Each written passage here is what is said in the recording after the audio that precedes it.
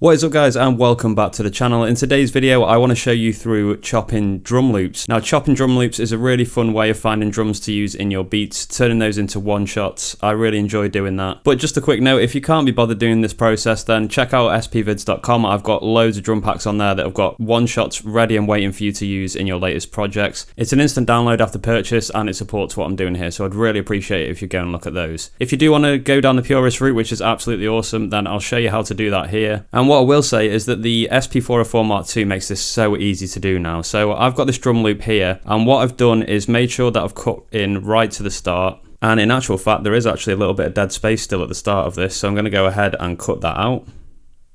There we go, and I'll truncate that. And if I zoom back out, let's have a listen to what this sounds like.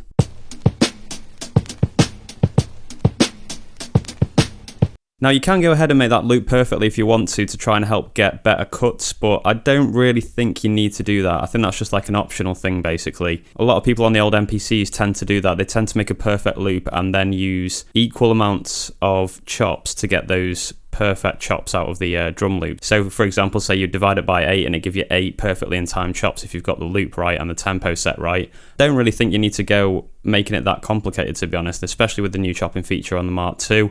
It's seriously easy to do this. So I've got the sample, and if we want to chop something, it's exactly the same as usual. We make sure this pad's selected, and we go to Shift and Start End, which you can see is chop. I've got it under here on my Crema Cafe skin.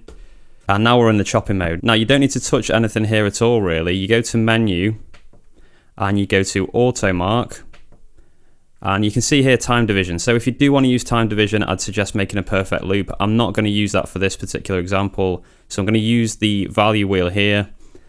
I'm not going to use level either. I'm going to use transient. Now this, basically what this is going to do is it's going to look at the waveform, the actual, I want to say physical, but maybe digital, the digital waveform. And it's going to pick up points where it sees a spike on that waveform. So if we just come out of that quickly, you can see the spikes in the waveform here quite clearly. That's where the drums are hitting. So using transient is a really good way of getting these drums out of this loop.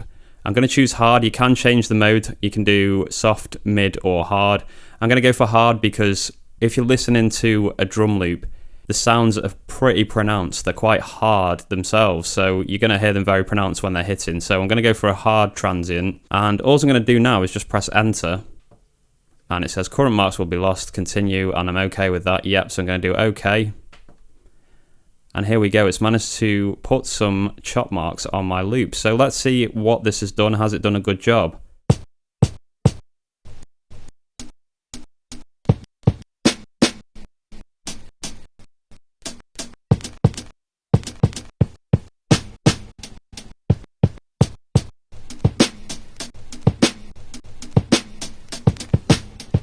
And you can hear from those examples that there are quite a few sounds in there which are very, very usable. So I'm really happy with the way it's chopped that.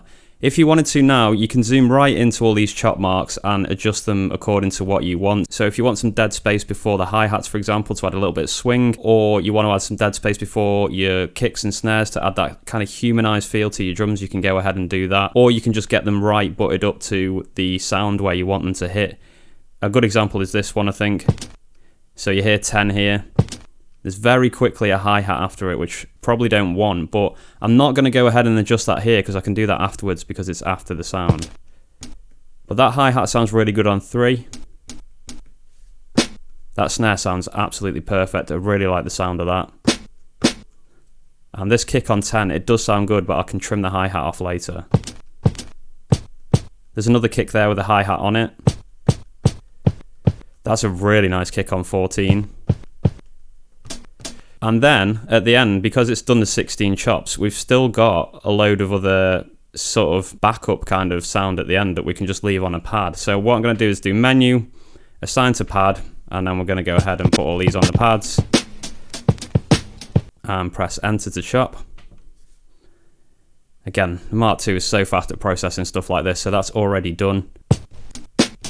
So what I like to do now after I've done that is have another bank that's blank. So I've got E here, which is blank. I'm actually on J for this chop. And what I'm going to do is copy all those sounds over to the other bank, the ones that I want to use, because there are a few that I don't want to use like this. That's just noise, so I don't want that. So I'm going to go through and pick the sounds that I want and copy them across. So let's have a listen. I like that as a kick, and what I do is have my kicks, my snares and my hi-hats in that particular order, and the more of them that I get, I stack them up this way. So that first kick can go here, and I'm going to do copy. And this hi-hat I like. I'm going to put that on the hi-hat row. This is just the way I like to work. Now that's a nice kick as well. It needs a little bit of fine tuning, but I'm going to copy that one as well and move to this bank. Now 13 is already taken, so I'm going to stack that onto the next row. So you can see here now I'm kind of building up a sort of library of one-shots. And that hi-hat doesn't look like it's copied, so I'll just do that again. There we go. That snare is so nice. I really, really like that. So copy that across, and I'm going to use my second row for that.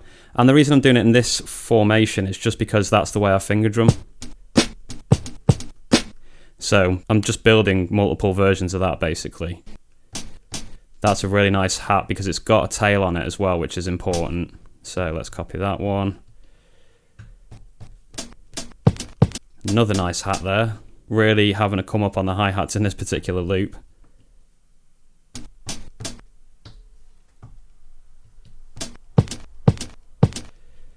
There's that kick with the hi-hat already on it, which we need to edit a little bit.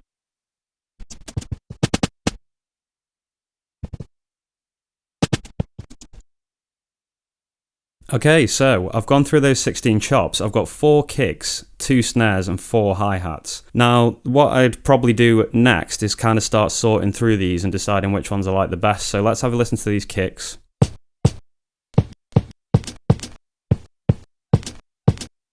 Now the first one, I don't really like because it's already got a hi-hat on the top of it and I want to put my own hi-hats over the top. So I'd probably delete that one. I really like this one, so I'm going to exchange that down. Shift 5 and 9 to 13, copy. Now this is the one with the hi-hat, so let's go to start and end on this one. And I'm just going to cut that hi-hat off the end of it, really simple stuff.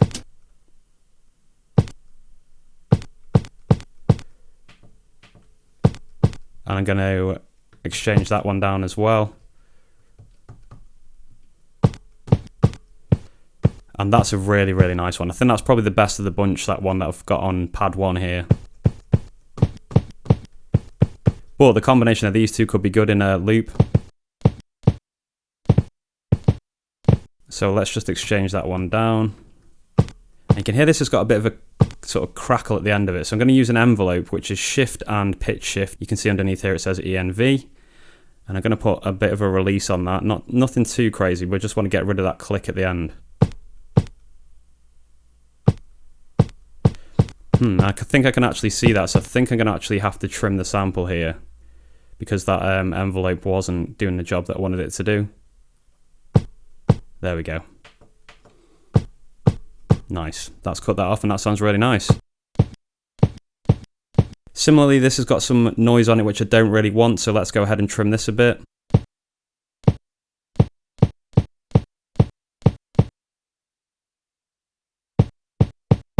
There we go, that's way better as well.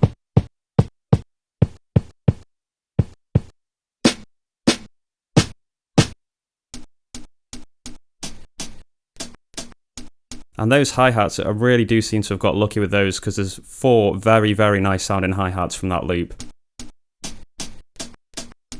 I really like all the sounds of those, so I'm going to keep all of those. And that is pretty much it, to be honest. I mean, I've used the chopping feature to really good effect here, using hard transient. That is so useful and powerful for cutting drum loops and making one-shots. I managed to get 4 kicks. One of them I didn't like because it had a hi-hat laid on the top, so I got rid of that one and was left with these 3. There's 2 snares, one of which has a kick underneath it. So I don't really like that one too much, but I really like the first one.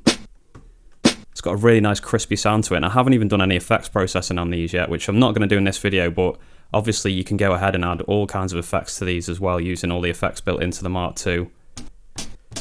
And yeah, there's 4 hi-hats there, which I could play around with, maybe use 2 different hi-hats in the same loop.